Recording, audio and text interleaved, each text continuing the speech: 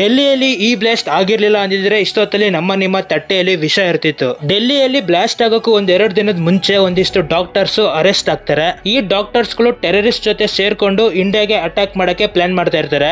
ಈ doctors arrest ಆದಾಗ ಒಬ್ಬರ ಹತ್ರ AK-47 ಸಿಗುತ್ತೆ, ಇನ್ನೊಬ್ಬರ ಹತ್ರ ಬಾಂಬ್ ಮಾಡೋ ಕೆಮಿಕಲ್ ಸಿಗುತ್ತೆ, ಆದ್ರೆ ಇನ್ನೊಂದು ಡಾಕ್ಟರ್ ಹತ್ರ ರೈಸನ್ ಅನ್ನೋ ಪಾಯ್ಸನ್ ಸಿಗುತ್ತೆ.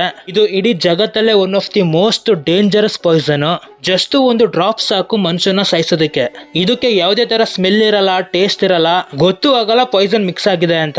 ಇವ್ರ ಪ್ಲಾನ್ ಇದ್ದಿದ್ದು ಡೆಲ್ಲಿ, ಅಹಮದಾಬಾದ್ ಮತ್ತೆ ಲಕ್ನೋ ಅಂತ ಸಿಟೀಸ್ ಗಳಲ್ಲಿ ಇರೋ ಕೆರೆಗಳಿಗೆ, ದೇವಸ್ಥಾನ ಪ್ರಸಾದಗಳಿಗೆ, ಫುಡ್ ಮಾರ್ಕೆಟ್ಸ್ ಗಳಿಗೆ ಈ ಪಾಯ್ಸನ್ ನ ಮಿಕ್ಸ್ ಮಾಡಬೇಕು ಅಂತ ಇವ್ರದ್ದು ಪ್ಲಾನ್ ಇದ್ದಿದ್ದು.